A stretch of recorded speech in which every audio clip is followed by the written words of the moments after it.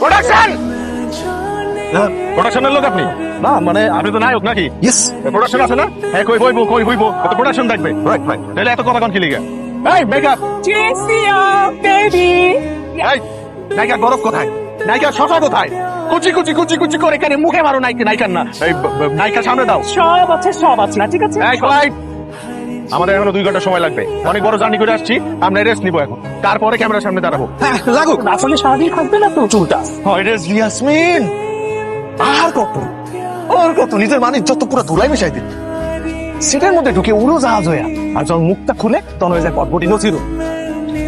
বুঝ লাগে তো তুই কি আসিলি? কোন এক গ্রামের জিয়াসমিন আসিলি, ধ্যান দে তোরে লইয়া আমি টপ নায়িকা বানাইছি ইন্ডাস্ট্রি।